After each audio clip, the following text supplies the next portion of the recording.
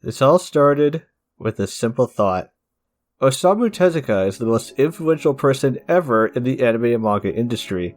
That's not really up for debate, that's just fact. Basically, any person you could put forth otherwise was inspired by him or by someone inspired by him. You could argue who deserves the number 2 spot, but he's nicknamed the God of Manga for good reason. And as someone who likes anime and manga and has digested a lot of it over the years, I had a single, simple thought. I know about Osamu Tezuka. I know he made Astro Boy, King of the White Lion, Blackjack, and something about a phoenix, but I don't really know much about his actual work or have even seen most of his famous series. I should change that. So I looked up a list of all his stuff and what people consider to be his best works, and I vastly underestimated how much this guy made. The numbers I've seen online list him as writing approximately 700 volumes of manga, including over 250 individual series. Now, I don't know exactly where that number came from, but when they released a majority of his works as a complete collection, it was 400 volumes.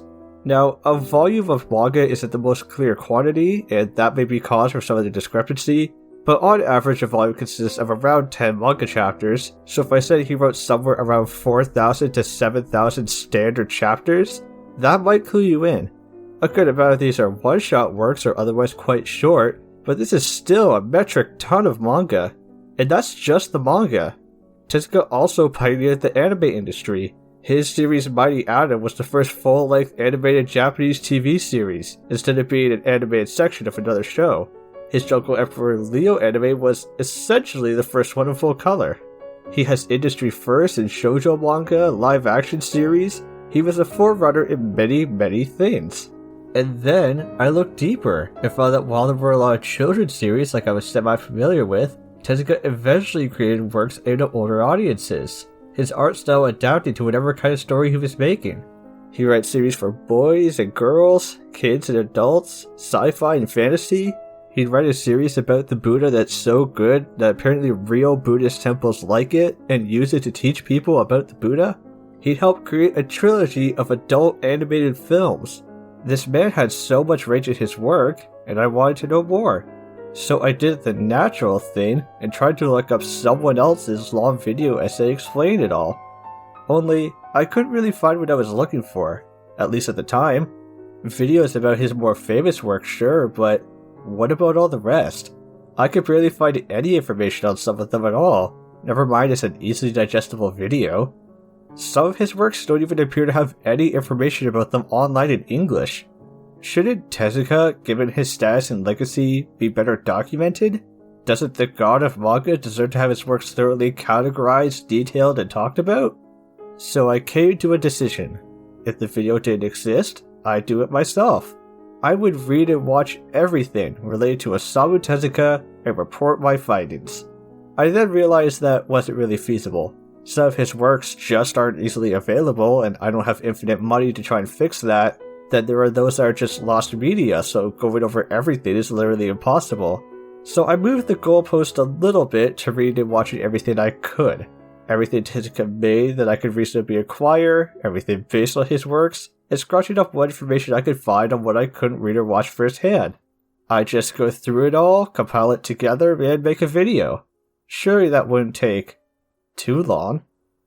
This was a big mistake. Now you might be thinking, oh, they're doing that cute video essay thing where they oversell how much there was. But no. Figuring out every single thing he made or that others made based on his works and tracking them all down wasn't as easy as you'd think. I'd eventually find something that slipped through the cracks. Then there came going through it all, and then all the fact-checking. There's a good amount of claims online that seem to be lacking sources, or just copy from somewhere else without checking, or, on rare occasions, were just wrong. And if you think there's a detailed wiki with all the information in one place, nope. Not at the moment anyways. But now, it's time I start sharing my findings. What I honestly expected to be a single video a few hours long, with a few months of production time, has ballooned out of control. It's been a year. I now have around 20 videos planned, and the total runtime? I don't know, somewhere around 30 hours? At this point, I just really need to start putting this stuff out there, because the more I'd read and watch, the more astounded I'd be that no one's talking about it. I found good stuff through my research, a hoard of gems that are for some reason hidden. But if my mediocre attempt at video essay dumb is what it takes for people to notice, then so be it. But before we start, let's set some expectations. I want to be clear that these videos are not a deep dive explaining every minute plot point of every single series. I like to make my videos from the angle of, this thing is cool, go check it out for yourselves. As such, I'm taking a general non-spoiler approach, always say what I have to provide explanation, intrigue, or my thoughts, save for certain exceptions. When some of these works are literally a page or two long, there's not much of a non-spoiler approach I can take. Otherwise, full plot synopses are from wikis, and to make sure these videos aren't even longer than they already are. My goal is to tell you what all of Tezuka's works are about, highlight their interesting aspects where I can, and inform. There's so much to talk about that statistically at least one will interest you, and I'd hate to ruin the chance for you to experience it for yourself. With that said, if you ever wanted to earnestly learn about the god of manga, and understand the true scope of his work and influence, then I hope these videos can act as a valuable resource. More so than for entertainment value, these videos will exist for those like the me of a year ago, those with a single, simple thought. Now as for format, I'll be going through all of Tezuka's works mostly chronologically. That being said, there may be one or two times I shift the timeline for pacing reasons, and certain series will be given their own individual videos so we can talk about them and all their iterations all at once. Large franchises like Mighty Atom or Blackjack simply must be addressed in their own videos. This all be with the caveat that I could be wrong about a lot of the things I talk about. I don't speak or read Japanese, the main language all this material and related fan sites and articles are written in. I can use translator programs to help me through my research, but it'll only take me so far. If it turns out I'm wrong about something, I'll do my best to address it. And before we start, I would like to give a specific thank you to my main sources. First off is the official Osamu Tezuka website, both the English and Japanese versions, tezukaosamu.net, followed by the fan site Tezuka in English, good old Wikipedia, once again both the English and Japanese versions, and the Japanese fan site phoenix.to. There were certainly other sources that assisted in my efforts, but these were some of the main ones. Speaking of, I'll mostly be using the official Tezuka site's naming convention for things. I don't want to be the guy who uses the Japanese titles for everything instead of translating it, but some of these have multiple used English translations. Since this is the official site, I figured these would be the proper names to use. So for the series commonly known as Astro Boy, and whose original name is Tetsuwan Atom, I'll be calling it Mighty Atom, cause that's the name the official site uses. I'm sure I'll still get complaints anyways, but what are you gonna do? Sorry for the rather long intro for all of this, but think of it as an intro for the whole series instead of just a singular video. With all that preamble out of the way, let's get started, as I take you through a journey through the works of Osamu Tezuka. 空を越えてたらら星の彼方行くロハトムジェットの限り心優しいたらら科学の子みんな限りが鉄腕アトム Before we properly start talking about the manga he made, let's take a minute or two to talk about the man himself. Osamu Tezuka was born November 3rd, 1928 in Osaka, Japan. He grew up during the Second World War, and an infection which almost cost him his arms inspired him to become a doctor. He would eventually earn his license, but chose to become a manga author instead. His medical knowledge and scientific education would be reflected in some of his works. Through his mother, he'd become a fan of the Takarazuka Review, an all-female theater troupe, and through his father, he'd become a film buff, favoring animated movies. All of these influences can be seen in his work in one way or another. For some trivia, he's also apparently a descendant of famous ninja Hattori Hanzo. He drew comics in his childhood, but would first publish a newspaper strip in 1946 at the age of 17. This was the start of an enormous legacy that went on to affect Japanese manga, animation, film, just about everything by extension, and it only ended when he died in 1989 at the age of 60. He was still creating works up to that point, and I wish we could have seen what else he'd have ended up making. His final words were asking his nurse to please let him continue working when she tried to take away his drawing equipment. Now that you have some context about his life, we can start looking at his early works. But we aren't starting at the beginning of his publication history, no. We're starting all the way back. In 1937, or maybe 1938, Tezuka made what is, as far as I could tell, his first ever manga. Or at least the earliest one we have. Pin Pin Namachan. He made it in 4th grade and gave it out to his friends. It's supposedly a story about kids doing kid stuff while also taking place during the Sino-Japanese War. Just a little story made by a 9 to 10-year-old Tezuka. And yes, we're really going through child Tezuka's doodles that his parents would stick on their figurative fridge. While not exactly a manga, in 1939, a young Tezuka also drew a story called Kasujin Yaru, or The Martian is Coming. It's a series of pictures that tell some story about an alien invasion. Not the most detailed and maybe not even a manga, but it gets mentioned as one of his early works, so it's in the video. It's also the first time Tezuka uses Mars and Martians as a motif, which, spoiler alert, is going to be a trend. See how many come up in just this video. I have even less to say about 1939's Fuku-chan to Sakana Suri, or Fuku-chan is Fishing. I can only assume it's a story about someone named Fuku going fishing, but it's actually way more important than you realize in a way that'll only make sense later. Just remember this doodle, it's going to be important. Around when he was in 5th grade elementary school, Tezuka wrote what Japanese Wikipedia describes as a full-length manga, China no Yoru, or China Night. I'm not sure what qualifies it as full-length, and details on its content are sparse, but it was circulated around his school and reportedly well received. Tezuka was gaining a reputation of sorts at a young age, though I don't think any of his schoolmates or teachers imagined how far he'd go. And then there's... Okay, so there's a handful of special collections of Tezuka's early or rarer works.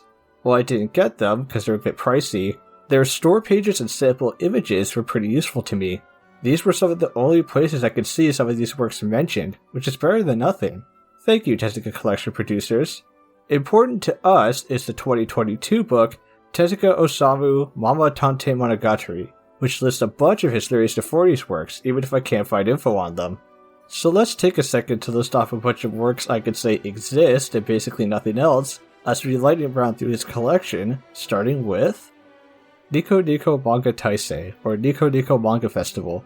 This looks like it might be a collection because there are several short manga listed under it as if it were a category, those being PP Pico, Mama no Boken, Mama's Adventure, Obake Terra, Haunted Castle, Semi Totabo no Daigassen, The Great Battle Between Cicadas and Dragonflies, Mama no Taisao, Chidori no Chichan, Chichan the Plover, and Shin Okuwashi Tenran Kuwai.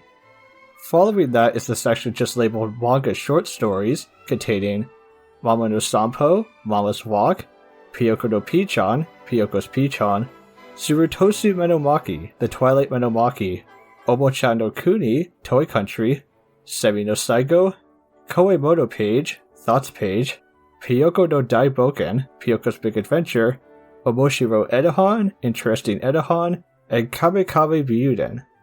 There's 2 miscellaneous insect works, Konshu no Minoe Bonashi, Insect Life Stories, and Konshu Tensho, Insect Notebook, and then we have the namesake of the collection, the rest of the Mama stories, featuring Mama no Takara Sagashi, Mama's Treasure Hunt, Mama Tante Monogatari 4, Mama Detective Story 4, Mama Temute Imonogatari Daishi wa Furoku Spy no Jo, Mama Tamute Story Episode 4 Supplement The Queen of Spy, Mama no Anpita, and Mamata Mute Monogatari Danpen, Mama Tamute Story Fragment.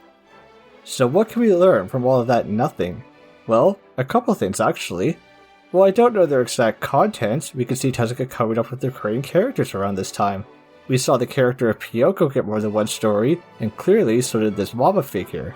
It looks like they played a detective role, which Tezuka would move forward with very notable results. And it's very important that Tezuka was thinking of reusing characters. Give me just a bit and I'll show you why. But, wait a minute. On this cover showing Mama's detective story, what's that pig creature? It looks a bit like that thing from Fukuchana's Fishing. Weird. For the titles, we can also see Tezuka's love of insects, writing multiple works about them.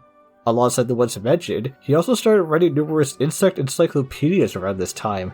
He actually liked insects so much, he changed his name for them.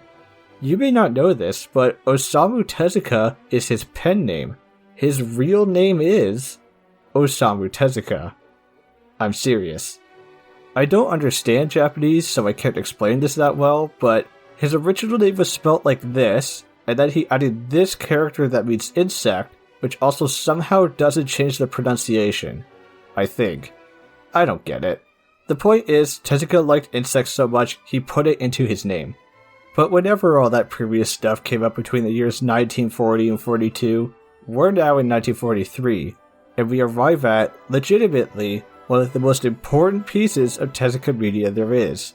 Introducing Oyaji Tante, Old Man Detective. This is a short, reportedly 13-panel story of an old man detective investigating after he hears a noise.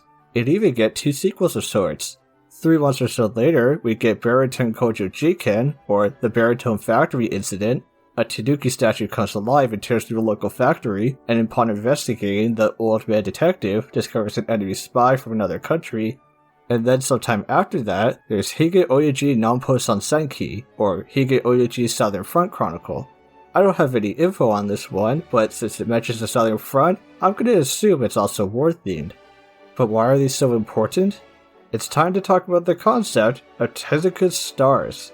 Essentially, Tezuka had the idea of treating his manga characters like actors, and that they were a person playing a role and could be casted in multiple series. This is a fancy way of saying he reused character designs. If you read 2 random Tezuka series, there's a good chance you'll see repeating characters. They also tend to share personalities across roles, work as a shorthand for their character series and series. He even made a little spreadsheet that detailed what agency they worked for, what kinds of roles they were used for, and how much pay they would require. He was really committed to this bit, you gotta love it. Next time your favorite artist gets accused of reusing designs, just say they're recasting their actors. As we go along, I'll be pointing out the majorly recurring and important Tezuka stars, and what a way to start off as we're introduced to maybe the biggest one. Shinsaku Ban, Mr. Mustachio, or Hige Oyaji as he's frequently nicknamed, is probably Tezuka's most recognizable star that isn't the main character of a worldwide known series. While rarely in a leading role, he shows up a lot in his works, with his iconic mustache and his short-tempered but kind personality. Actually, Tezuka didn't even come up with the design. It was a doodle made by a friend of their dad. The friend's dad, I believe, not a doodle Tezuka's friend made of Tezuka's dad. Hey, it's me. So I'm editing this video together and going through Tezuka's collection of essays, specifically to see if he mentions liking a particular song growing up so I can put it in the video. He mostly just talks about his experience with classical music. Anyways, I saw he wrote a little about his childhood, mostly stuff I already semi-knew, but he clarifies there that Hige Oyaji is actually based on his friend, Hiroshi Imanaka's angry grandfather. I look at the character in English, and all sources say father. The official site says father. Then I look at the Japanese version, which is usually just the translated text, and the Japanese official site and Japanese Wikipedia say grandfather, according to the translator. Did I mention there was a good amount of fact-checking involved in this video? I found the possible inspiration for Shina no Yoru or China Night while editing this too, because I must have forgot to try and look up more about it, unlike everything else. I thought I was done with this script, I'm not re-recording it for the nth time to fix this. Tezuka also says Mama was based on a stylized owl for a cough medicine brand named Mama. Somehow I missed this during my research. And he also mentions in his essay seeing the 1937 movie Enoken no Sarutobi Sasuke Arya no Maki, and says he made a manga about that at some point. No date, no title, but there's supposedly some work made late 30s, early 40s based on this movie. I swear I'm trying to be competent. Back to the video and the history of Hige Oyaji. At any rate, Tezuka would borrow the design for Old Man Detective, and then just keep him as his go-to detective character. In a way, the character of Mama was maybe a sort of prototype, or at least an earlier detective character that got replaced. The point is, we'll be seeing a lot of our mustache friend here. And on that note, This character is typically referred to as Hige Oyaji in official material, but properly named Shinsaku Bon. I'm going to have to refer to him quite a bit as we go, so I'm going to call him Bon instead of Hige Oyaji, because it's just way easier for me to say. But that begs a further question: is he the oldest star? Well, a star is basically defined as any actor that appears in more than one work or plays more than one role. And if we go all the way back to the very beginning with Pin Nama-chan, the official Tezuka site says he modeled the main character after himself. I can't really confirm that claim and I don't have a source, but let's posit it's true for just a moment. You may ask why it matters. It's because Tezuka himself is a Tezuka star. We haven't seen it yet, but he'll start putting himself in as cameos and gags in his works. Alongside Bon, he's one of the three in contention for most prevalent star. But having a character based on Tezuka isn't the same as Tezuka putting himself in his work, so I don't know if we want to count this as Tezuka's first appearance. We can still point to Pin Nama-chan though, as they got a reimagining in 1958, also called Pin Nama-chan but spelled differently, and for the record, Tezuka actually puts himself into that series as a different character. But more to the point, the main character of Pin Nama-chan appears in more than one work. So, by definition, they would likely qualify as the oldest star. But, wait a second, what about that weird thing? That doodle from Fukuchana's Fishing? That pig-nosed gourd from the cover of Mama's Detective Stories? Remember how I said there were 3 stars in contention for most prevalent? Hyoten Sugi, sometimes localized as Gordski, is a drawing reportedly done by Tezuka's little sister. It's supposedly meant to be a mushroom thing or something, but personally I don't see the resemblance. Nevertheless, around the early 50s, Tezuka would start frequently sneaking this in as a hidden detail. A toy on a shelf, an image on a poster, sometimes a weird face a character would make. He'd do this so often that Hyoten Sugi would become not only recognizable, but the other contender besides Bon and Tezuka for appearing in the most works. I know he doesn't look like much, and he certainly doesn't say much, but in the lineup of famous Tezuka characters, this little thing is a guest of honor. Now that the stars tangent is over, one last thing before we get to something of actual substance. A lesser known aspect of Tezuka is that he wrote novels, or at least short stories. And in a collection of said short stories, claiming the earliest is from 1943, they appear to be referencing a work called Odori Dasu Kubi, Dancing Neck. Now, I have no idea what this is about, and I'm not even sure if it came out in 43, but that looks to be the case, so I'll include it in the roundup of pre-published Tezuka. And speaking of, let's talk about some real stuff I could actually read. We're now entering the era of Tezuka's pre-published full manga manuscripts. Not just shorts or doodles, but actual stories Tezuka wrote rough drafts of. And rough drafts is the opt descriptor because several of these would inspire future works. Now, exact dates on some of these early works doesn't seem to be clear, so this may not technically be in order, but we're going to start with probably 1945's Yuri Otoku, or Ghostman. And you may want to pay attention to this entry, because Ghostman's going to come up again. It all starts on a stormy night. Lab assistant Naruko is working away, when all of a sudden, a shadowy figure attacks him and ties him up. Together, they wait for Dr. Yamadano, and he arrives with a strange specimen. He describes it as a thing between a creature and a mineral, on the verge of becoming a new type of living organism. It also sometimes gives off an incredibly corrosive acid, destructive enough to shift global power. Leaving Naruko to study the creature while he finishes some work, Yamadano returns to find the specimen stolen by the shadowy figure, and Naruko killed. Preparing to avenge his assistant, Yamadano starts to pursue, but is stopped by Naruko's detective friend who is alerted of an emergency. Bon. Bon and Yamadano chase the shadowy man, but he escapes, leaving Bon to discover a criminal group. While sneaking around, Bon also meets Pupo, a friendly robot working as a servant for the criminals, and is kept in check by the Cobra Princess, another robot who looks like a female angel. Yamadano eventually also finds the hideout, and that's basically where the story ends. The only copy we have of Ghostman is an incomplete version. While we can't exactly comment on its theoretical full narrative given these circumstances, Ghostman is still quite relevant when it comes to Tezuka's themes and techniques. Starting with the art, though very basic, we can see him use 2 techniques he'll utilize in his later works here. The first is what I'll call repeating panels. If this has a proper name, I don't know it. This is where he keeps the same shot over multiple panels to show a progression of events. This is a very basic thing that could also be said to come from laziness, but there will be moments where he uses it to good effect, and this scene of Bond bidding farewell to people while he melts is a good showcase of it. The second technique actually comes right before this, where Tezuka plays around with the panel lines. In his more comedic series, he'll have characters run into them, break them, or otherwise interact with them in fun ways, and we can see him do it here, where instead of a wall coming down and dividing Bond and Pupo, it's a panel line representing the wall. It shows a bit of creativity and utilizes the medium. Moving on to themes, you may have noticed a certain motif that shows up in other famous Tezuka works. Ghostman has a large subplot about an oppressed robot underclass and their innate humanity as living beings. Tezuka would go on to use this idea many times in future works, including his most famous series, Mighty Atom. We'll see Tezuka refine this concept even more before the video is done, but where does this leave Ghostman? It's hard to point at this as a quality work, given its rough art and half-finished story.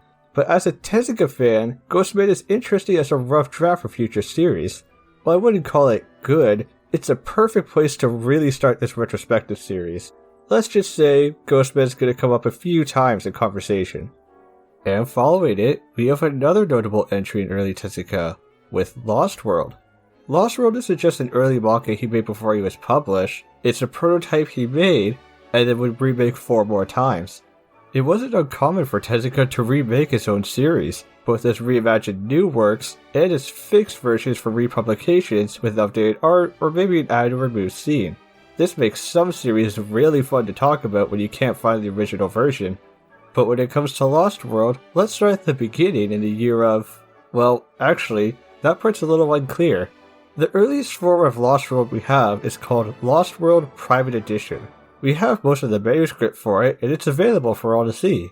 Now, in terms of when it was written, we have some conflicting info. In the end of volume interview for the Private Edition book, Tezuka says he wrote it in his 2nd or 3rd year of Kitano Middle School, which he entered around 1941, placing this around 1942 or 43.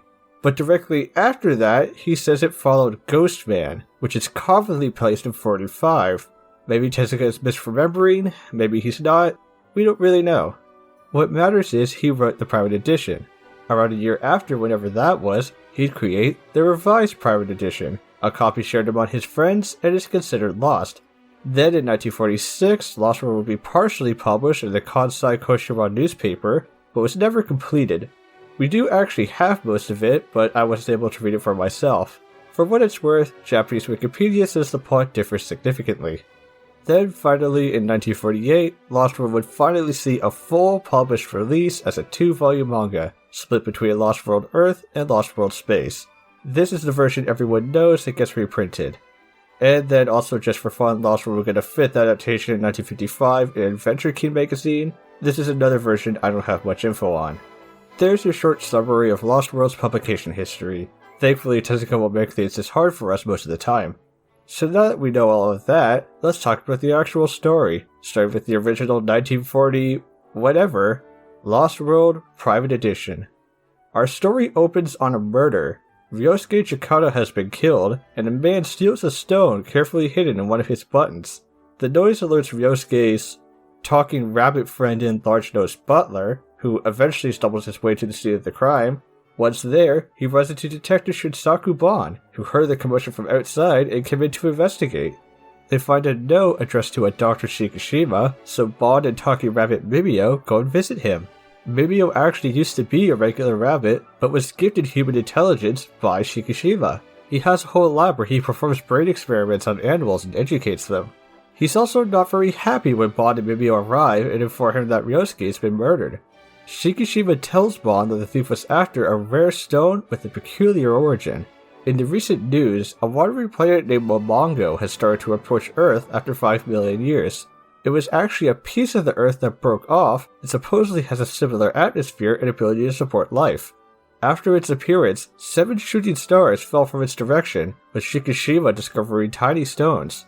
When electricity is ran through them, they give off tremendous energy, a revolutionary amount. Shikishima and his friends hid them away, but he wasn't the only one who noticed the stones.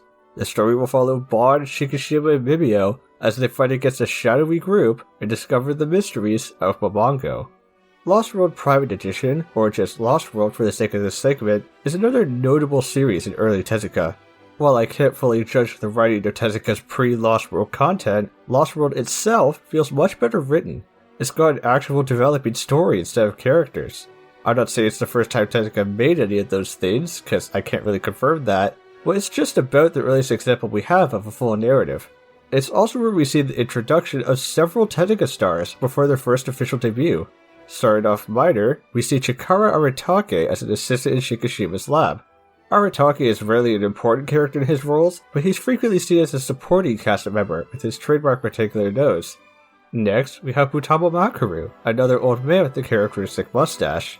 But the big pre-debut here is someone we'll see a lot as a major villain, a recurring evil figure and constant source of trouble, Acetylene Lamp.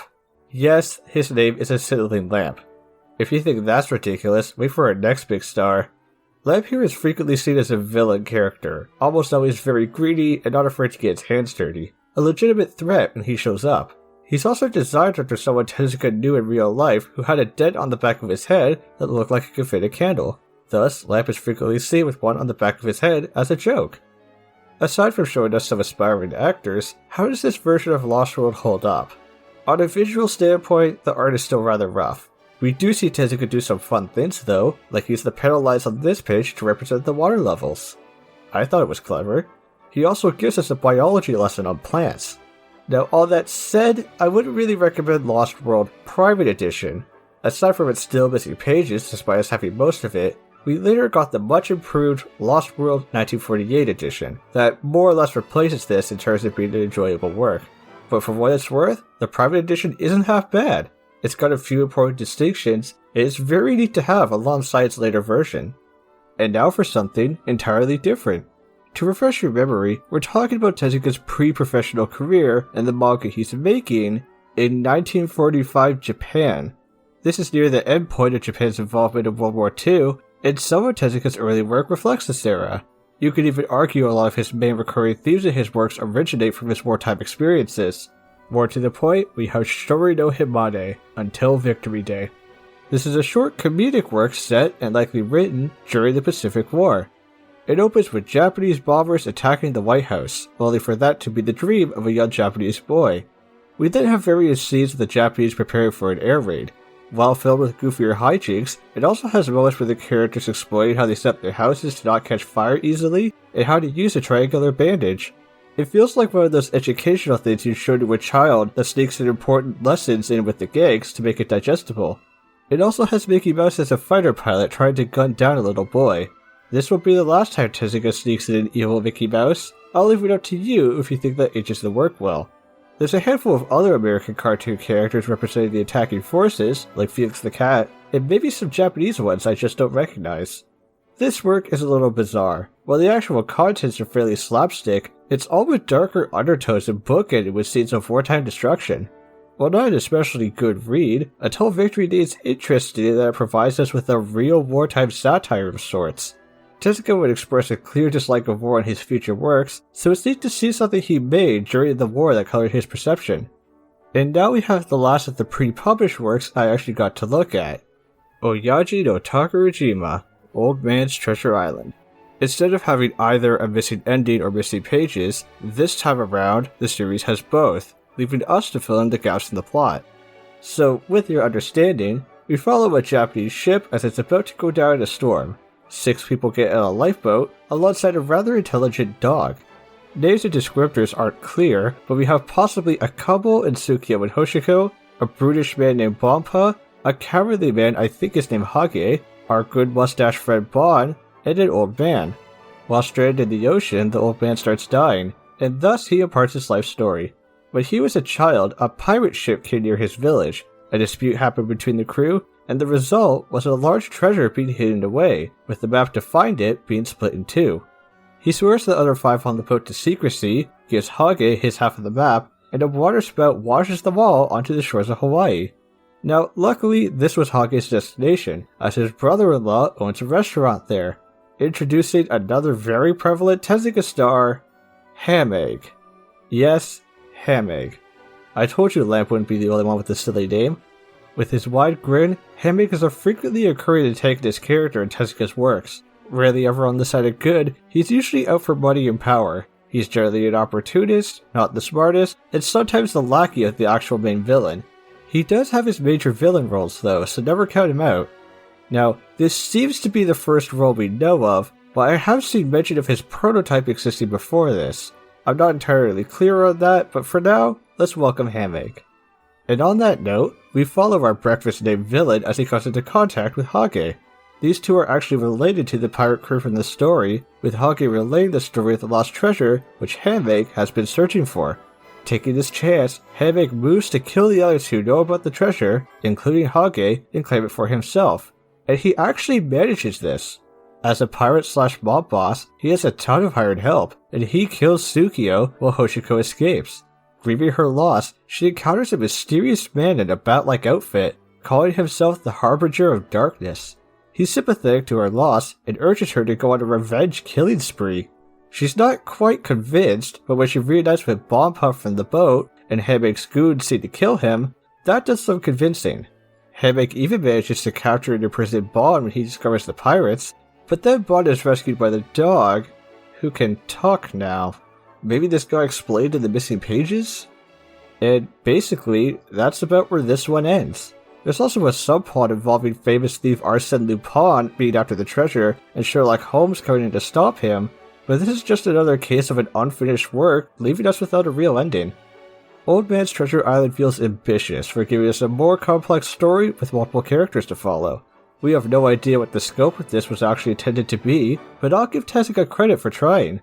It's notable for giving us Hamake, one of his most iconic characters, and it's also partially the first appearance of a certain trope. After two people have died for her, Hoshiko rescues with the idea of seeking revenge. Feeling that she's too weak to pull it off, the spirit of Bompa tells her to become a man. We don't see what comes of this in this story, but we'll eventually see Tezuka play with the concept of gender roles in a major way. While it's a bit of a bummer to not have the full story or know how it would have went, Old Man Treasure Island's legacy doesn't end here. 6 years later, in 1951, Tezuka decided to give this another shot, and we'll see how Age of Adventure did in another video. Next, we have two short entries I wasn't able to read myself, starting with Kyofu Kin, or Fear Fungus. It's a story Tezuka started to write, but only seems to have gotten as far as the prologue. A patient is rolled in with what gets dubbed as fear disease, which enlarges your limbs while shrinking your head until death. It seems to have been inspired by Tezuka's recent entry into medical school. Other than that, there's not a lot to say, given it was barely written at all. I also don't have a lot to say about Yi Sore Nanoni, or Even So, another unfinished sketch that seems to be about, well, the plot synopsis I found online says it's about a university professor who goes to a black market. There's a starving man who plays some role, a bunch of other professors get lured away by food, and then the main character gets led to a medium to meet a ghost. Maybe that's accurate, maybe it's not. Sounds pretty weird.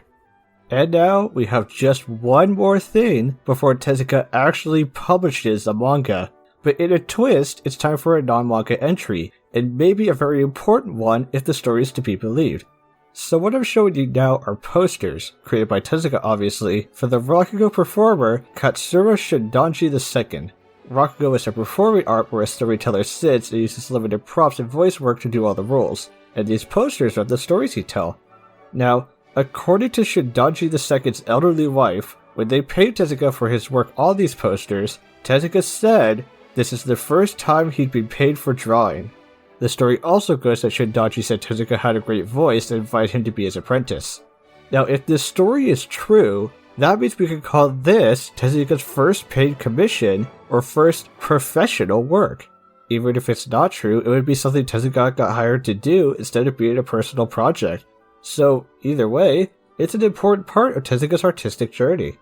But finally, we've made it. It's time to look at Tezuka's debut work and see where the god of manga actually started. Tezuka's first published manga was Machan no Nikacho, or Machan's Diary. It was published in Mainichi Shangakusei Shinban, a newspaper aimed at younger audiences. It centers around Machan and Tonchan, two kids living in post-war Japan. It's a 4-comma style comic That's to say, it's read vertically with short 4-panel stories without any real overarching plot or complex characters. Or at least, I think so. I couldn't actually read Machan's full run, just a few translated strips. Its summary is just a charming little gag series. The jokes like to center around Machan being a bit of a goof, and its comedy holds up well. The art isn't all that bad either. Check out this series of panels that illustrate a tree as they go down. It's nothing amazing in my opinion, but for a newspaper comic gag strip, I don't know what you'd expect. I know the label of first published manga comes with some gravitas, but Tezuka's beginnings were a bit humble. It's gonna take him a while to get his status, although he wasn't doing so bad at this point.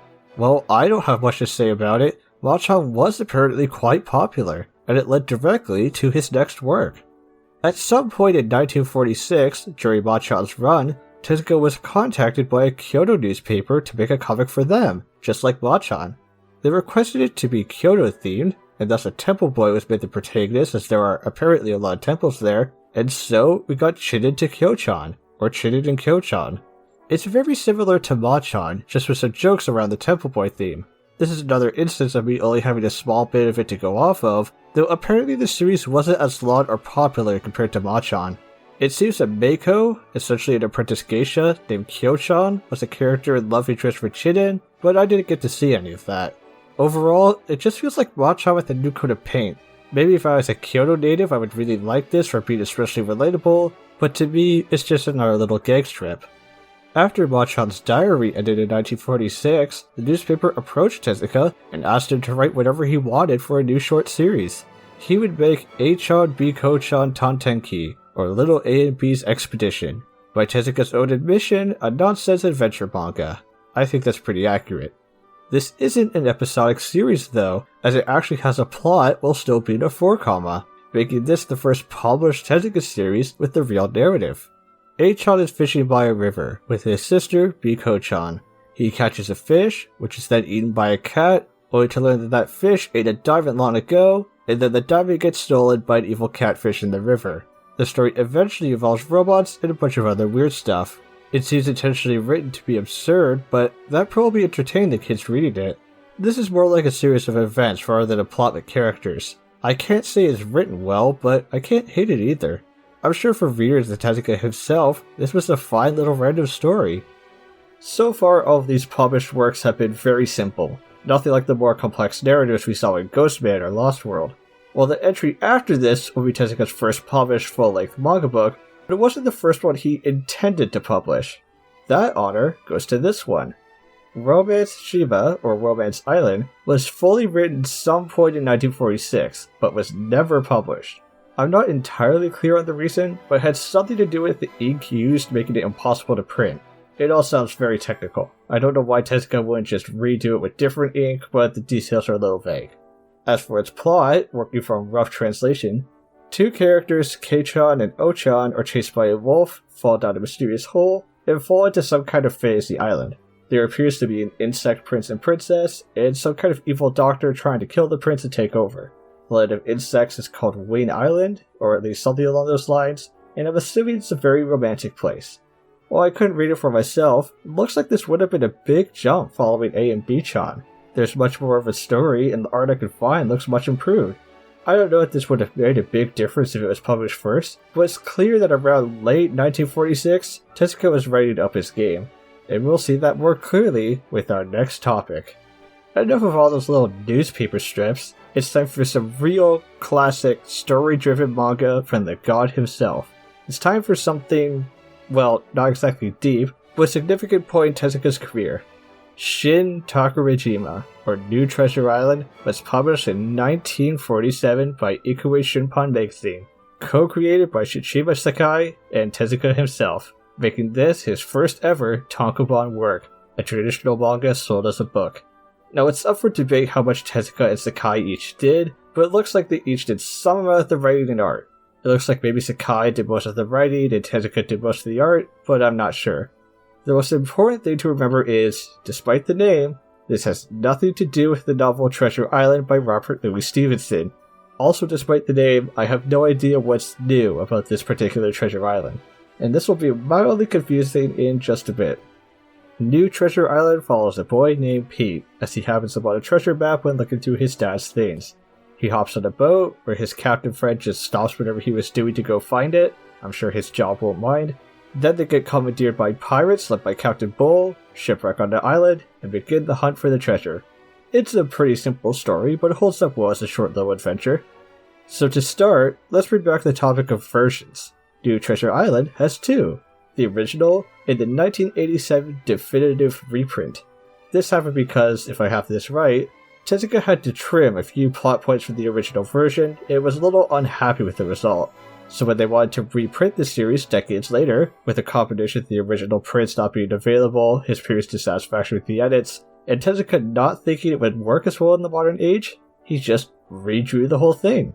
So now there's the original version, and the newer one with extra scenes and a different ending. On the topic of redraws, Tezuka's improved his art a lot. He still sticks with a 4-comma-ish structure here, each page being a sequence of vertical panels instead of going sideways across the page, but he'll do things like reduce the amount of individual panels on the page for larger shots. It holds up well in terms of its look. And in terms of its storytelling, New Treasure Island is maybe a landmark in that as well. I'd like to introduce a term, story manga. Now, what is story manga, you might ask? Well, the fun part is there isn't a clear definition. Its original meaning can include manga whose stories continue across multiple pages, don't have fixed panel structures, anything with a developing story, a non-serious gag story, or anything influenced by Tezuka. When it's not clear when the term was invented, it seems well accepted that it's become synonymous with Tezuka. His early work like New Treasure Island and later on The Mysterious Underground Men apparently broke the manga mold. Although according to Tezuka, New Treasure Island wasn't quite there yet and it was Underground Men that really deserves the title of story manga, the point is most works till then weren't overly concerned with narrative. I'm not saying he invented it or anything, but Tezuka was a pioneer in storytelling in manga. Speaking of writing, let's circle back to stars. Futaba Makaru makes his first official debut here as the captain, though we all know he's been around for a bit. Pirate Captain Bull is played by Book, another star without many leading roles, but he'll show up a lot as villains. And then we have Pete, played by boy protagonist Kenichi. This is another big-time actor, especially for many of our early series. Kenichi is Tezuka's go-to young male lead in his early works, and we'll see him a lot. He's eager, virtuous, brave, a typical protagonist. And while I'm on a tangent about Tezuka's art and characters, I'll start a second, mainly because they'll come up later whether I like it to or not. It's time to address the elephant in the room. Put bluntly, Tezuka used racist caricatures for his black characters. A part of the story is Kenichi almost being eaten by cannibals, and I'm pretty sure many people would find these designs not politically correct. Having said that, I don't think Tezuka was trying to be racist or in any way intending offense. One of the biggest themes in all of his works is accepting different people and getting over prejudice. He was very likely just copying designs he saw in old American cartoons and comics. To grossly summarize a whole other video essay, Japan has a long history of not understanding blackface. They used to just see it as a fun design. The point is, there will be offensive portrayals here and there throughout Tezuka's works. They are prevalent enough I almost made an accounting gag, and many translated volumes come with a disclaimer. But Tezuka likely wasn't doing it to be intentionally malicious. I mean, it's entirely possible a Japanese man born in the late 20s might have had an opinion or two that wouldn't be roasted today, but I can't say for sure. At the very least, Tezuka feels like he'd be anti-racism from the themes of his works. Sorry if this tangent seemed weird and out of nowhere, but you'll see with some of his manga that's just not avoidable, and this gets out of the way early. Overall, I think New Treasure Island, what we're actually talking about, is a very simple but fun read. There isn't any real character development, it's nothing complex, but for a manga made for kids, you could do a lot worse. This is the kind of thing I could see being made to a fun TV special. Not a full movie, but something fun to watch for all ages. Maybe one day, say 1965, we'll see that adaptation. But wait, what's this releasing a month later? Osamu Tezuka's Takurajima? Or just Treasure Island? I had to double check when I first saw this, but apparently Tezuka made New Treasure Island and then wrote a short that sounds related but isn't. It's even spelled completely differently. I thought this was going to be the original Treasure Island that the new Treasure Island would be the new version of, but it doesn't look like it. I don't know what's going on here. As for the plot, a boy and a girl find a random map to Treasure Island, with said treasure being specifically listed as a giant head-sized pearl. A strange man hears about this and tries to take the map from them. They all make their way to the island, and actually spend most of the time fighting random animals. It's short, it's fine, its possible relation to New Treasure Island is a mystery to me. It also has no relation to Treasure Island by Robert Louis Stevenson. Tezuka might not have been inspired by Treasure Island when he made Treasure Island, but he may have been inspired by King Kong when he made King Kong. Now, I wasn't able to read this or find an in-depth summary, but it features a giant ape and is likely related to the 1933 movie. I couldn't tell you if it follows the same plot, but it's a little obvious where he got the idea. That said, this could be the first time Tezuka adapted another story, which he'd go on to do a lot, so maybe it gets that accolade. Next is Kase Tonkentai, Mars Explorer. Kenichi is headed to Mars with his uncle, played by Mutamo, and a girl named Richan. They land on the moon of Phobos and meet an octopus-looking Martian who is exiled there. Apparently Mars has an air problem, the gate end up being the King of Mars, and the plot revolves around them sharing Earth's air. It's a decent sounding premise, though I wonder how Martians would come to be in an environment with not enough air. Maybe Mars has pollution problems? I don't know, I couldn't read it. Maybe details are just lacking in the summary I found. But let's go from lacking details to details just being found recently. A phantom work. In 2010, a few old manuscripts of Tezuka's were discovered, and in one of them was something called Momonyama no Arashi, Storm on Mount Momon. This was apparently a lost manga that we had records of existing, but none of the pages or drawings. It was wondered if it even existed at all, but now we can confirm it did. I don't know how much of it we have, but at least I have this page to show for it. Next is another short, Bat Hakusei to Jim, or Dr. Bat and Jim. Jim, played by Kenichi, is out one day when he hears a scream and saves a girl from train tracks. This is Mary, and her dad is an inventor. He previously invited Dr. Bat over to see his new inversion ray, which vaguely translates to opposite, like making you walk backwards. Dr. Bat takes his chance to steal it, kidnap Mary's dad, and leave her to die on the train tracks for subtlety. Jim and Mary go to Dr. Bat's lab, rescue Mary's dad, and get back the inversion ray. Another very simple story without much to add. Thankfully, after so many short entries, our next talking point has a little more. Kase Hakusei, or Dr. Mars. Kenichi and Mutamo find themselves on a ship in the middle of a storm. All hope seems lost when suddenly a plane arrives. I guess the plane's stormproof. The plane drops the ladder and everyone begins to climb up to their rescue, but when Mutamo is the first up, they cut the ladder off with Kenichi managing to stay on. This was actually a plot to kidnap Mutamo and take her to the island of Dr. Popo. Dr. Popo has created a workforce of robots and a device that can cause storms anywhere in the world that he wants to use for global domination. Even though it looks like he has everything he needs already, he also wants Mutamo to join him. Mutamo refuses, obviously, and he and Kenichi are eventually captured, but a friendly female robot named Pico grows angel wings and rescues him. How familiar. Though a lot of the particulars are different, Dr. Mars actually borrows a good amount from Ghostman. There's an evil society with a workforce of low intelligent robots, kept in line by a more intelligent female angel wing robot who rebels against the villains, and though we never get to see it in Ghostman, an uprising of the robot underclass against their abusers was implied to eventually happen. And guess what happens here? And the female robot, Pico, is actually the debut of another, well, not a prevalent Tezuka star, but a low-key important one despite her lack of acting roles. Michi makes her debut, and she'll play the roles of more proactive female characters in some of Tezuka's early works. She's not always the easiest to point out, as her design will change unlike the other stars. Sometimes we need to rely on Tezuka to point out when it's her, but there's a cool thematic thing done with her roles, and she's a direct inspiration for another big star. As for Dr. Mars, it's cool seeing a reimagined version of Ghostman, its plot elements, and its characters. It shows how Tezuka refined his ideas over time, and we're going to continue to see that in this video.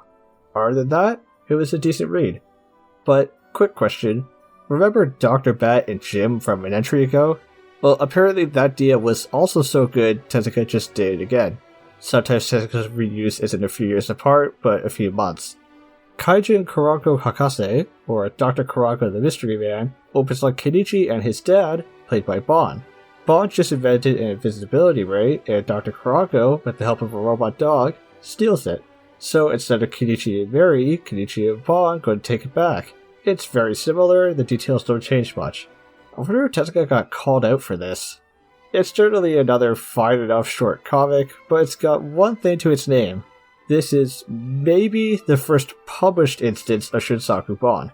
I've also seen it said that he appears in a chapter of Machan, but I can't confirm that one, where I know he's in this.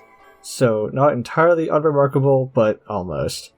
On the other hand, we have Kaito Kogane Bat, Golden Bat the Phantom Thief. It features a thief named Golden Bat who wears a skull mask and tries to steal a gem to claim rule over a kingdom. This may be related to Golden Bat, or Okon Bat, a very old franchise in Japan with a history of its own. It might also just be a loose homage rather than an adaptation. As far as I know, Golden Bat isn't a Phantom Thief in his series. Although it is an old character, so it's possible this is some other interpretation. Either way, couldn't read this manga, go look up Golden Bat in your spare time if you want to learn about old Japanese superheroes. But listen, I am self-aware. You may be thinking, wow, this far into the video and he still doesn't have much to say about each manga, if he's even read them at all? This is so boring. And if you weren't thinking that, well, now you are. Part of that is honestly just because 40 Tezuka wasn't the best Tezuka, but Tezuka himself didn't think he started giving his manga real stories until now. Introducing Chiteoku no Kaijin, the Mysterious Underground Men. In Tezuka's opinion, his first real story manga. After being injured in a plane crash, boy scientist John is at his father's deathbed. Saying how much he hates planes, he asks John to invent a better method of transportation. I guess this might make more sense in the 40s when planes were less common. At the same time, a rabbit with human intelligence named Mimeo escapes the lab and runs into John, becoming friends. Time passes and John's developed a special vehicle with the power to burrow through the earth and make a planet-long train tunnel. I guess we'll just ignore the molten core and how laborious this train system would be, instead of just, inventing safer planes. Regardless, he and Mimeo burrow deep within the earth and in the process discover an underground civilization that wants to take over the surface. This is a fun sci-fi premise and a pretty solid manga overall.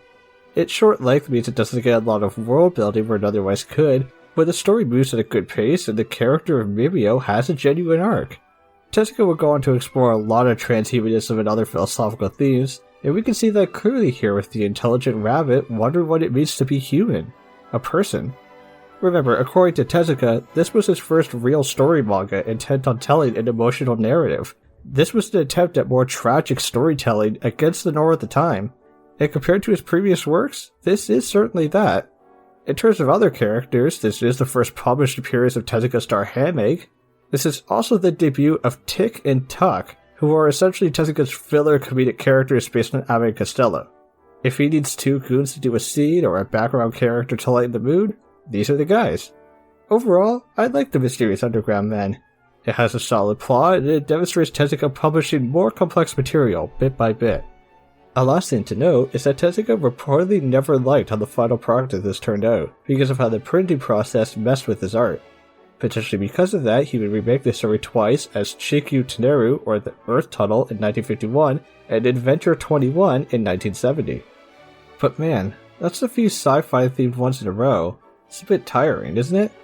Well, one day Satan, as in the devil, thought the same thing. Maho Yashiki, or Magic House, starts with Satan coming back from vacation to find humanity has totally embraced science and thrown away belief in magic. In response, he summons hordes of animals and mystical creatures to wage war on local scientists, including Dr. Hikataka and his kids Taro and Hanako. It won't be easy though, as Dr. Hikataka did an exchange program on Mars, and with the help of his Martian friend, it's a battle between super science and mystical forces. If there's one thing I'll give Magic House, is that I think it has a great premise. I don't think it goes far enough with it, with the conflict we see actually being pretty small scale, but I'd love to see a reimagining of this. As for its actual quality, I thought it was pretty fun. The story's quite simple, but the premise gives Tezuka a lot of room to make fun designs and imaginative scenes. It's a little odd to me that we barely spend time with the doctor himself and instead focus on the kids, but it's fine. Aside from the plot, there's also two neat things about this manga. The first is that we can see a lot of Disney-inspired creatures, including evil Mickey Mouse bats, and just a lot of designs really reminiscent of early American animation in general. The second fun thing is actually the epilogue.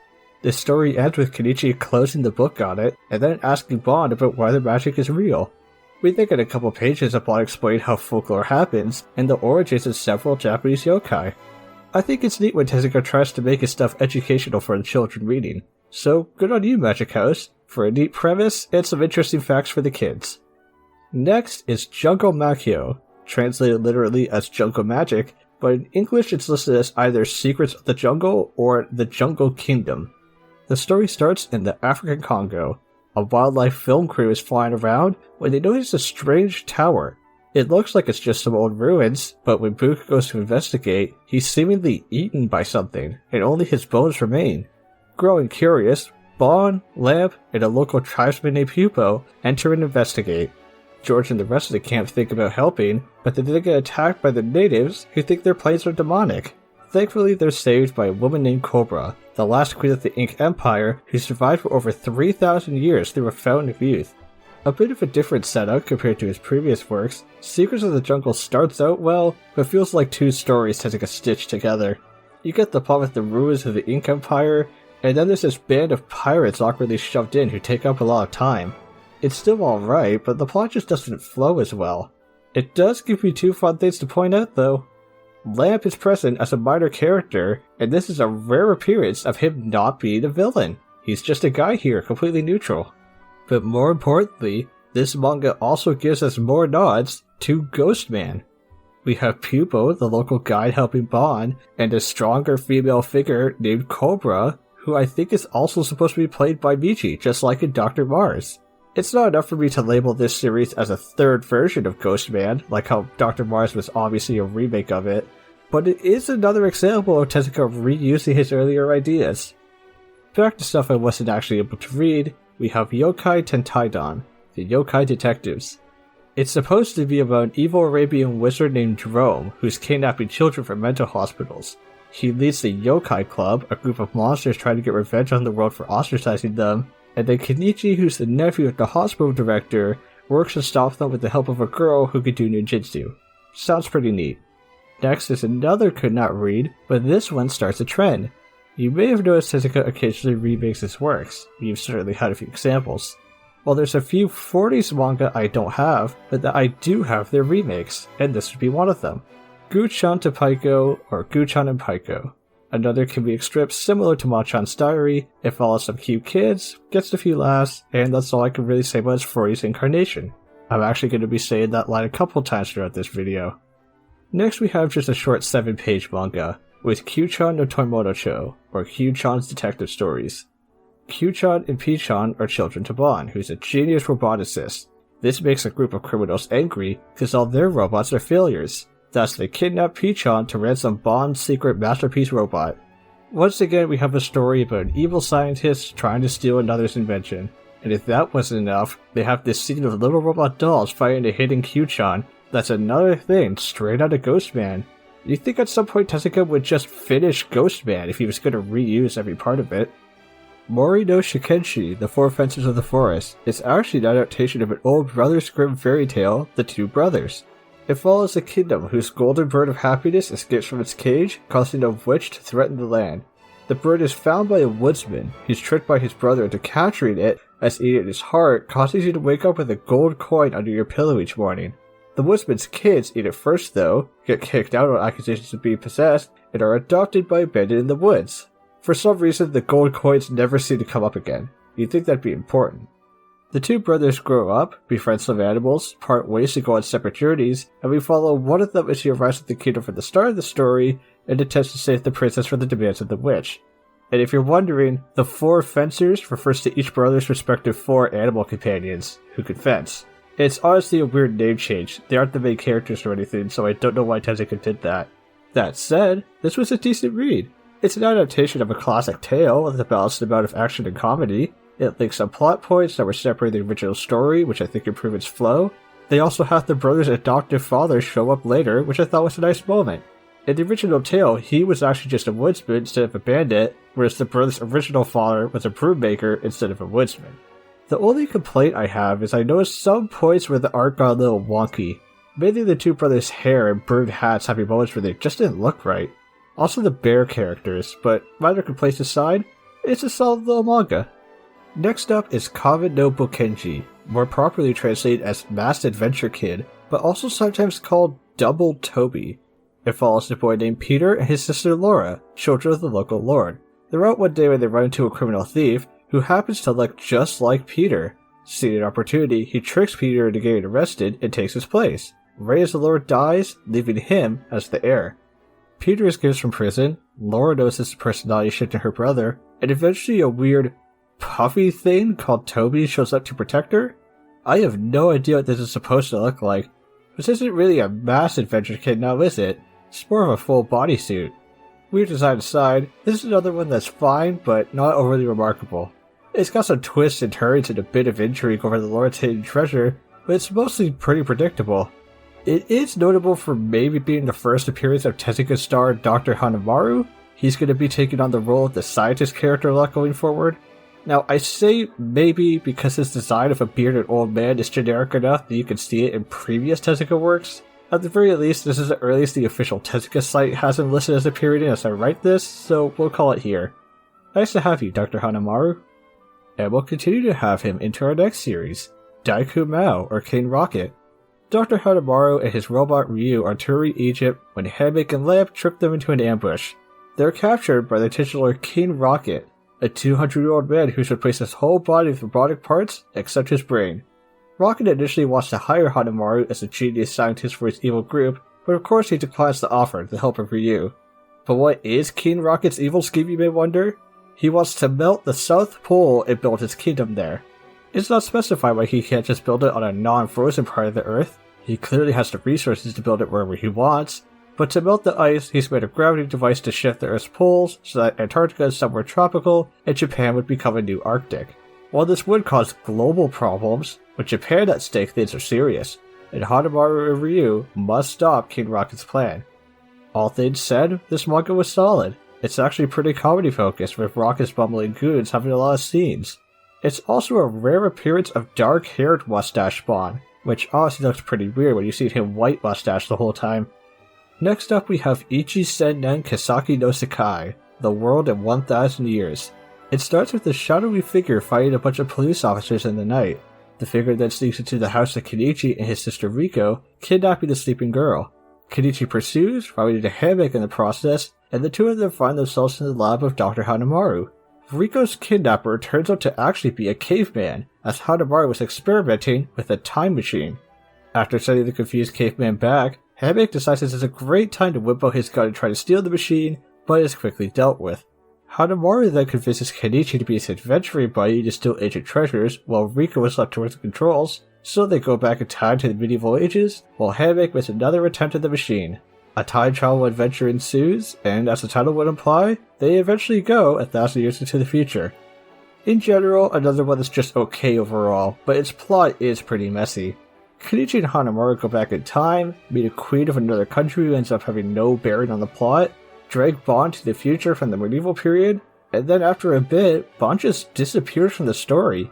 It feels unfocused and like Tezuka tried to cram in too much into too few pages. It's not enough to call it bad, but it could have used another draft in my opinion. Still decently entertaining, but criticism where it's due. Ryusenkei Jiken, The Streamlined Incident is next. It actually changes things up by not being a story featuring humans.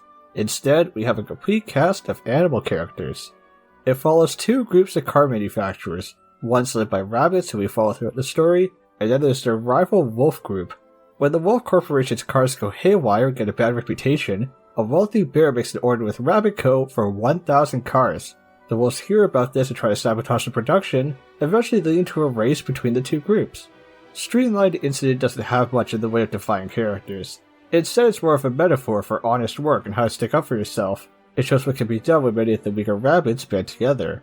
It's not the most interesting, but a decent enough story and lesson for the kids. When it comes to the next two series, there are actually more I wasn't able to read, but with both good reimaginings in the 50s, just like Guchan. First is Gyuketsu Madan, which translates into something like blood-sucking demons, but has the official English name of tuberculose? Is this supposed to be tuberculosis? Is it French tuberculosis? I don't know what's going on with the name here, but I'm calling it tuberculosis. It's a story with Kenichi and Bon, where they shrink down to someone's body and fight humanoid tuberculosis bacteria. They apparently befriend some as well. But here's some fun trivia, or maybe it's more of an anecdote. When we think of the standard shrink down and go into a body story, we frequently think of 1966's Fantastic Voyage. While the plot of tuberculosis was used to inspire a 1964 episode of Mighty Atom, episode 88 in the Japanese run and 79 in the dub, it's been claimed by some that this episode was what really inspired that movie. Now, as far as I can tell, there's no credible evidence to suggest that's true. It likely isn't, and I honestly don't believe it, but I happened upon this conspiracy theory and I thought it was fun enough to include in the video. The other manga I wasn't able to read but will get a remake in the 50s is Gesekai Shinshi, translated as The Moody Man. A technically accurate title, but I don't know if I'd go with moody to describe them as being from the moon. This is a modern-day sci-fi adaptation of The Tale of the Bamboo Cutter, aka The Tale of Princess Kaguya. One day, a rocket ship falls to the Earth, and out pops a baby who's found by an elderly couple named Sayoko. She grows up to be an intelligent and beautiful woman, becomes friends with Kenichi, and has a few suitors that she gives impossible tasks to in order to avoid marrying them. And while this is happening, scientists are developing a telescope to see the dark side of the moon. The plot synopsis I found online indicates the story stayed largely the same between this and the 50s remake, apart from some minor changes, so with that, I'll wait till then to cover it properly. For a very small change of pace, we have not a manga, but an illustration job. In 1948, Tezuka drew some pictures for a version of the classic novel, Around the World in 80 Days. No comment on the actual book itself, but here's the pictures. But now we get to a fun one to talk about, with 1948's Lost World. You remember Lost World? It's a story with 5 versions, this one being the 4th. You remember it's about Bon, a talking rabbit named Mibio, and Dr. Shikishima teaming up to find evil society with plans for the wandering planet Momongo. And for the most part, this is essentially the same story, just with touched up art and some added scenes. A remaster more than a remake. It's really neat to have this together with the private edition and be able to see what panels were kept the same, what jokes carried over, and what was trimmed down or embellished. The two versions sort of improve each other by association, but it begs the question, what changes were made? Well, when put side by side, there's a very noticeable improvement in the art. It's a bit of an obvious point, but it really does help sell some scenes, especially when Tezuka puts in some more complex 2-page spreads like this. There's also this one where he sticks in a few cameos, like Mickey Mouse, Donald Duck, and notably, Popeye.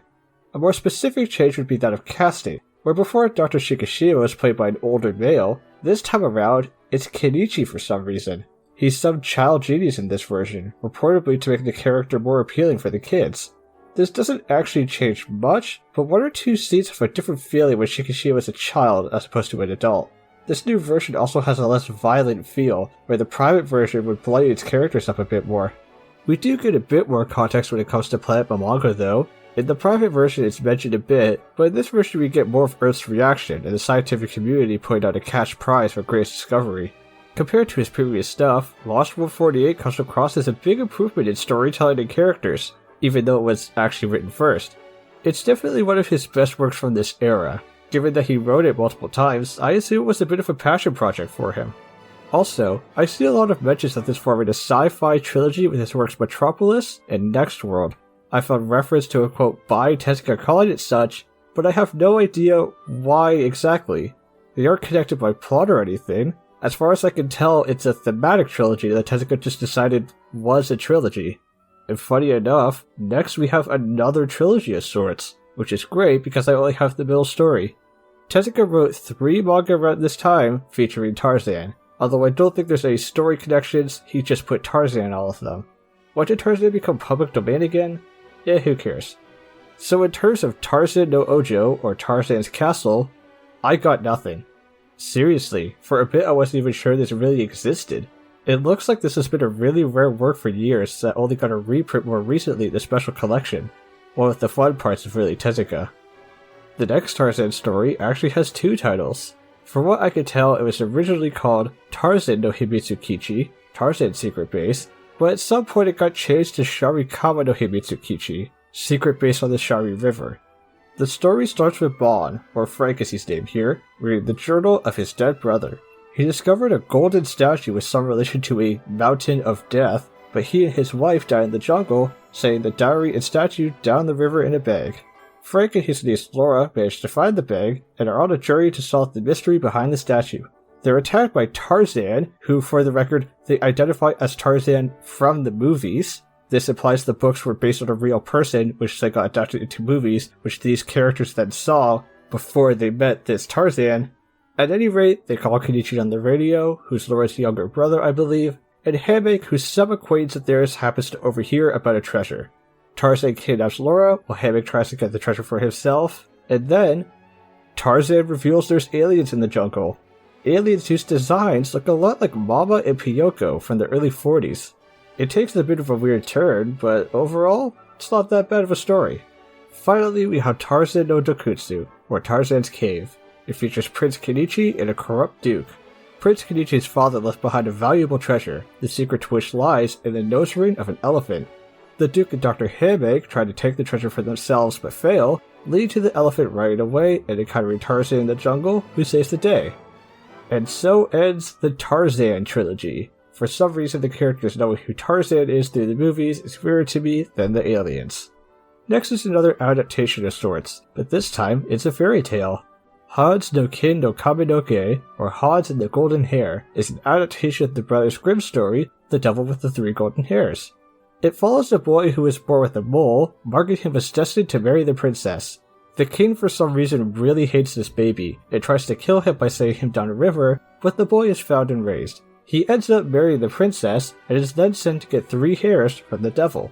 It's a pretty close adaptation, though Tezuka cuts out 1 or 2 towns the boy visits on his journey, and saves like his return trip. It's a short read, but a nice little story. Next is Konkin no Tara no Kuni, A Country Without Air. Kenichi and his sister are watching the stars one night, and then they hear their Uncle Baga of Dr. Dephobos saying, "Hey, wait a minute, this is just Mars Explorer again. There'd be an octopus like Martian, Mars is running out of air, the ruler of Mars exiles people to Phobos." It looks pretty similar in terms of plot. It hasn't even been 2 years, it's a little early to put a different name on it and pretend it's different, Tezuka. But let's change gears slightly and get controversial. We've had a few sci-fi stories and a few set in the jungle, but let's explore a different setting. The American Wild West. It's time for Kenju Tenshi, Pistol Angel. A small town between New Mexico and Arizona is home to Sheriff Hammock. He's not exactly a good sheriff, and finds himself in frequent altercations with a group of natives led by one labeled as Monster. During one of these altercations, a young woman named Anna gets inspired by Monster's great sharpshooting skills. Then, upon seeing the poor state of the town, she brings it upon herself to work on correcting it while pretending to be a man.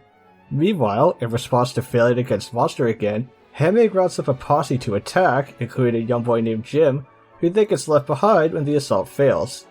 Luckily, he's taken in by Monster, and he also runs into the disguised Anna. The two will become Monster's allies and join him in dealing with the troublesome Hammock.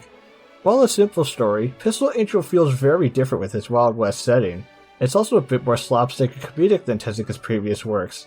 Hammock as an evil mayor, for example, is a very incompetent villain that's the butt of the joke a lot instead of being a major threat. We also get a dual protagonist story between Anna and Jim, neither of which are especially the main character more than the other. This is also where that bit from Old Man's Treasure Island pays off. Remember Hoshiko being inspired to become a man to take revenge? While Tezuka's featured active female characters before, such as the various incarnations of the Cobra Princess, this is the first time he really has a woman disguise herself as a man. I alluded to it earlier, but Tezuka was heavily inspired by the all-female acting troupe the Takarazuka Review, in the way they'd have handsome women playing male roles in their stage performances. It's here Tezuka's starting to embrace the male disguised female idea, and we'll be seeing a lot of that as we move into the 50s. But is this the controversial part I was talking about? No, actually.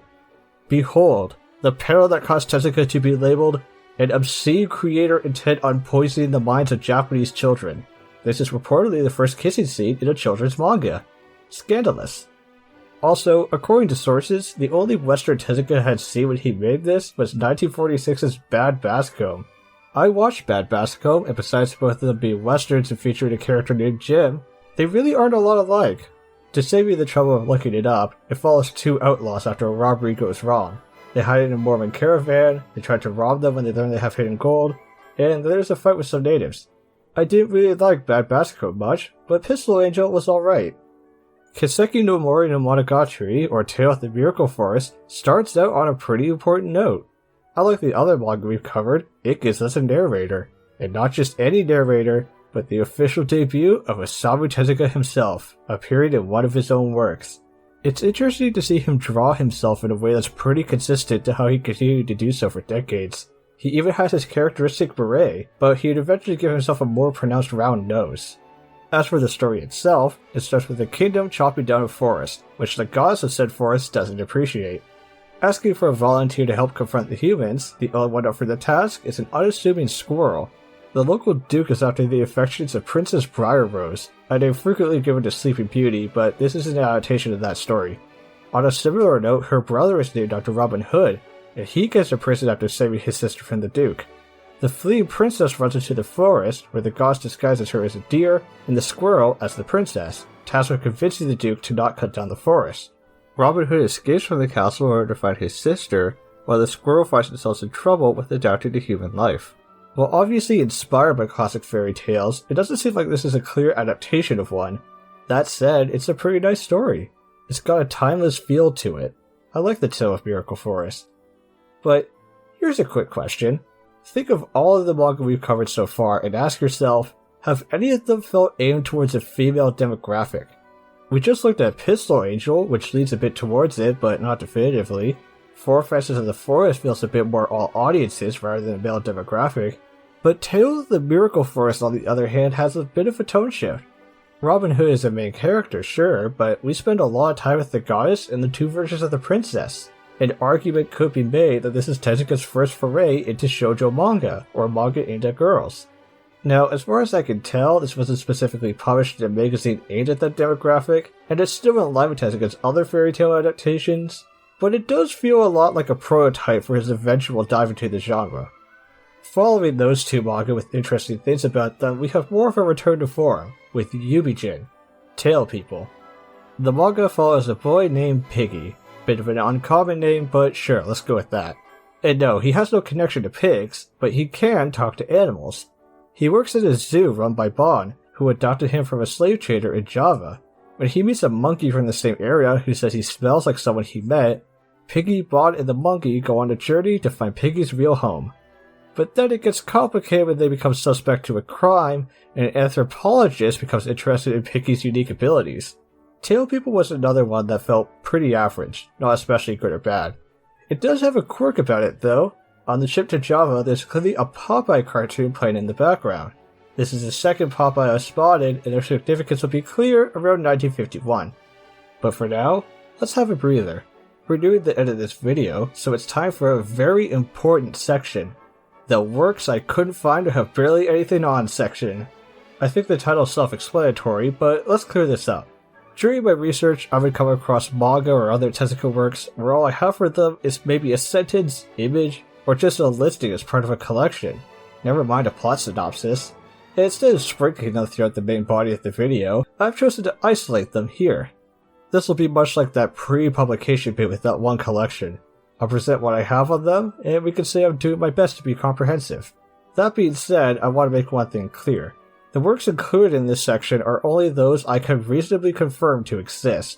If its listing exists on some fan page but I have no other evidence of it being real, it's not here. I'd rather miss something than include a work I'm not sure is real. That being said, let's rewind the clock and make our way back to 1946 with Buta no Omochitsuki, which translates to something like Pig's Big Moon Mochi. It's about a pig trying to make mochi with a bunch of rabbits, but he keeps messing up because either he's sitting on the mochi or he's accidentally hitting it with his butt. Then we have Make Tatake Uma and Bake Kurabe. Kuri Hirohi is a one-page short about a little rabbit girl roasting chestnuts on an open fire, then a wolf comes and she runs away. Yamabiko is likewise short and complicated. It's a one-page about 3 boys playing Yamabiko, some Japanese children's game. Into 1947, we have Kasekara Kito Otoko, the man from Mars. I've got some images, but I don't know what it's specifically about. Then there's also Monogusa Tonchan, or Lazy Tonchan, for which I have nothing. We've got Obake, or Ghost. It's the story of someone dressing up as a tengu to scare a fox. Zono Shinsetsu, Elephant History, is a story of an elephant saving a little snake from a hawk. I have no idea what the title has to do with anything. This one might be a mistranslation. There's actually another story, Zosan no Skate, or Elephant Skating, that also released in the same year. I have no idea if these are related. Rucksack follows a boy who drops a bunch of oranges and struggles to put them back in his sack. And then he does. Don't look at me, that's the synopsis I found. Shikaheshi is about a boy and his dad playing together and doing calligraphy. I think On, the title of the next one, is supposed to be an onomatopoeia of a baby crying. It stars a crying baby being carried by their sister, and then a guy in a funny mask comes to help. And taking us down to 47, there's Tante Bunchan, Detective Bunchan. It follows our titular detective as he looks for Pinko-chan's lost things. As for Niete Kingyo, Goldfish, Omajinai, Charm, Tamashikiri, Slashing, and Fukai no Omotara, if you think it's deep, you'll have to use your imagination. And closing us out in 1949, we've got Shi Yogai Butsukyoso, illness reporting, something called Zo no Kushabi, elephant sneezing, maybe it's related to the other elephant works, and finally we have Goki-chan Mako-chan, or Goki and Mako, just a little story about woodland critters raking autumn leaves. They ask a kangaroo to use its pouch to carry them, but then they get hurt and go see a doctor. That's just about it for the really little info works part, but I'm not done yet. I'm actually putting in a bonus section this time around, what I'll call the Takarazuka section. Now I'm sure I don't need to remind you what the Takarazuka review is by this point, but what you may not have thought about was that they had a magazine. Well, Tezuka, being a fan, would contribute many one-page manga. I actually have these, though not always in readable condition, so let's go over them all together and see what we've got. First up is Fine Romance, which spoils us by being 2 pages long. That being the case, the story's actually a bit unclear to me. From what I could gather, a boy calls a girl and tells a story about a theater burning down, with 2 angels being asked to gather reconstruction money. Then somehow the boy becomes rich, the girl doesn't like him being rich, and he gives up the money, and then all or some of that may have been a dream. I'm not really sure. Menonless Cow seems to be named after an old novel, but doesn't have much to do with it. A man meets a woman and seems to take a fancy to her. He stalks her, makes her uncomfortable, and then it turns out he's just a fan wanting her autograph. Baragasim, Battle of the Roses, doesn't like translators. I'm guessing a bit with the story here. The plot revolves around red and white roses having a meeting, 2 girls compete over a guy with different colored roses, and then the owner of the nearby rose garden gets upset because they keep taking them. The Man, titled that in English, is a story about a man. Said man gets given a gift, and then he manages to trade it for something better, and then trade that thing, and so on, until eventually he gets a family out of it. Hyaku ne Kisaki no Takarazuka Kenkaku, or Visiting Takarazuka 100 years later, is a 2-page spread of Tezuka imagining what the review will look like in the future. Written in 1947, it hasn't quite been 100 years, but I think Tezuka would be happy to know they're still ongoing. Suten no Nagawe, Star Portraits, is, this. It's a set of caricature portraits of celebrities or Takarazuka people or something. I don't know. This one looks like Duke Red, a Tezuka star we'll be seeing before this video is over. Yume Monogatari, Dream Story, is a bite-sized piece from Shakespeare's A Midsummer Night's Dream. It introduces us to Demetrius, who used to wear out his socks doing Hermia. Helena, meanwhile, likes his dedication and how he'd mend his socks every night. Puck the fairy comes and drips a love potion to his eyes, which distracts Demetrius from fixing his socks, and then without socks he gets together with Helena. I don't remember this part from Midsummer Night's Dream. Mukashi no Takarazuka, Takarazuka of the Past, is a lot more wordier than the others. It looks like it's mainly an informative work for teaching people what it used to be like. Omohida no Album, Memories album, is a bit blurry. I mean, I did find the manga in question, but the image quality makes reading it a bit tough. No idea what it's about, but here it is. Monpuri Sai, or Monpuri Festival, seems to be recounting some particular performance. I'm not really sure what's going on with this one. Happy New Year 1948 has the same problem as Memories album. Too blurry for me to read, but at least we have the image.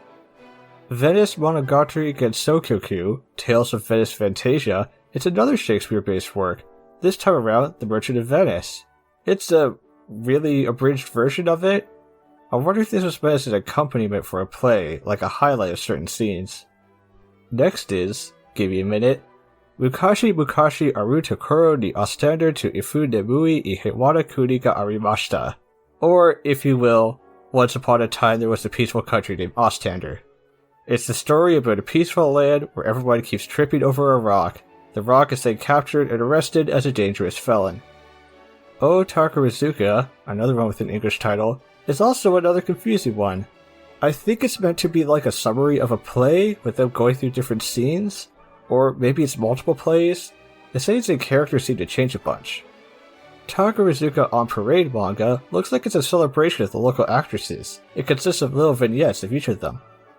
Takarazuka Shin Shokosu Topic News, or Takarazuka New News Topic News, is, I'm guessing, a bunch of advertisements for upcoming performances? Some of these seem to be labeled as being from different magazine issues, so I don't know what's going on here. Omohida no Boro, A Rank of Memories, is another summary of a play, though this time a bit more coherent. It's about a dressmaker named Tristan and a girl named Listel. Not sure if this is based on an existing work. Takarazuka Saiyan, or Takarazuka Vegetable Garden, is a bunch of vegetables with faces telling you why they're the best vegetable. I'm guessing Tezuka interviewed the actresses about what food they liked and made this as a joke? And for the last entry of our Takarazuka section, we have Rio de Bobyoin, Hospital in Rio. When a madman escapes custody, a local hotel locks up all its tenants when they're acting emotional. Once again, I assume this is a play. And so ends our brief detour through Tezuka's Takarazuka review works. But now, we're really nearing the end. There's only 2 manga left to talk about. Now, breaking up Tezuka's works by years is pretty arbitrary. He didn't intentionally plan out his career so that every 5 or 10 year period would have a final work that bookends everything before. It's entirely random if the last talking point in these videos will end up being something interesting or mediocre. But by complete luck, coincidences do happen. If I asked you to think about a piece of media named Metropolis that features an artificial person and an uprising of a mistreated lower class, you may think of the 1927 Fritz Law movie. It's that very same movie that inspired Tezuka to write his 1949 manga of the same name, although he had only seen a still image of the robot Maria being brought to life and thought the title sounded cool. There's no real connection between the two other than this loose inspiration, but don't put the Law movie away completely, as they'll come back up in 2001. But for now, we have something more interesting to look at. Tezuka's Metropolis starts with addressing the audience about mankind's progress, and wondering when the day will come when our technology gets out of hand and leads to our destruction. We then go to a bustling city where everyone's on the lookout for people with big noses. A criminal group called the Red Party are about, led by the big-nosed Duke Red. His purpose in the city becomes more clear when a local science conference discovers black spots on the sun, which also give off a weird radiation. Cut to Professor Lawton, whose research into artificial cells has been at a standstill for a while, until the new radiation suddenly brought his experiments to life. Duke Red cuts in to force the doctor to use his artificial cells to create a superhuman, one that can, in his words, fly through the air and swim through water. I just find the swimming part pretty funny. I guess that means I'm half superhuman. Dr. Lawton makes the artificial being, giving it the appearance of a beautiful angel statue, and steals it away in the middle of the night before Duke Red can use it for evil. Michi, as he comes to call it, tries to live a normal life unaware of their powers, but eventually Duke Red finds them, is eager to have his world-conquering tool back. Aden Bond is a Japanese detective on the hunt for Duke Red, his nephew Kenichi, who makes friends with Michi, and a little peasant girl named Emi, and Metropolis has much more of a fleshed-out story and set of characters compared to Tezuka's previous works. That said, Tezuka did say he had to trim down or cut certain plot points due to the page limit he was under, so there are some plot elements that are more glossed over. Okay, let's start off easy. First, Michi is in fact played by Michi. This is where the star got her name, and it's basically her most iconic role. But on the topic of stars, we need to talk about Duke Red. The hawk-like leader of the Red Party is a pretty iconic star due to his unique look, and he's a personal favorite. He usually plays a more sophisticated role, but it's interesting in that despite his multitude of appearances, he's actually not typecasted as much as others. He could be a villain, a hero, a neutral party. He plays all types of roles. But enough about the meta reality of Tezuka's actors, let's talk about the actual plot and characters. Metropolis really just feels like a jump up in quality. One of my favorite parts is actually Duke Red himself. Tezuka villains up to this point were very one-note, and usually just greedy or evil for evil's sake, save for rare exceptions. They didn't really have much personality. On paper, Duke Red is just another world-conquering type, but unlike other stories where the antagonist is just evil, he has a kind of fun element about him. He has this rapport where he respects Bond and treats their back and forth like a game. He's like a fun Bond villain, and his scenes are some of my favorites. As for Michi, the main lead, they're another character that plays with gender roles. While androgynous, Michi is usually presented as a male, but can change to a female form at will. I guess you could say they're gender fluid in a more literal sense. But you know the really neat part? Let me recount a bit of Metropolis' plot. The story follows an artificial, somewhat feminine super being. They have super strength, can fly, and are played by Tezuka star Michi. Bond is a detective investigating evil society, and while doing so, he meets that group's slave robots, one of which looks like this. Yes, Metropolis is another remake of Ghostman. It all comes full circle. The characters and plot are similar, and on a meta level, the same stars are playing their roles. Tezuka even reuses that panel sequence of Bond's robot friend melting. It all comes back to Ghostman. It feels like the entirety of the 40s was leading up to this. Tezuka finally made a fully fleshed out version of a story he kept revisiting. Just about every major previous Tezuka star is here. Sherlock Holmes is in this, and Tezuka reuses his design for Sherlock all the way back from Old Man's Treasure Island. He even puts in evil Mickey Mouse for old time's sake, a seemingly biological Mickey Mouse that Bond wears as a skin suit. This might be the most unintentionally gory thing Tezuka's done. I might be reading this wrong and these aren't living things, but I don't think so. But truly, if you go through Tezuka's 40s works in order, this feels like a climax for it all. A real bringing everything together moment. And then, there's the opposite angle. Metropolis isn't just about what came before, but what came after. While Tezuka had robots previously, and Michi isn't actually mechanical, this is a story about an artificial super being with super strength and flight, trying to live a normal life while getting involved with robot rights. Dropping the vagueness, Metropolis feels a lot like a prototype for Mighty Atom, aka Astro Boy. With Michi's playing around with gender, you could even say it's leading up to Princess Knight, another big Tezuka work. Metropolis really feels like the bridge between Tezuka's early career and what he'd go on to make. It's not hard to see why it get future adaptations. In 1999, it would inspire a manga by the same name by Kuroda Yo, and in 2001, it got a movie a bit more inspired by the Franz Lund film. It even got a short in Tezukami, which is a talking point unto itself that'll be addressed much, much later.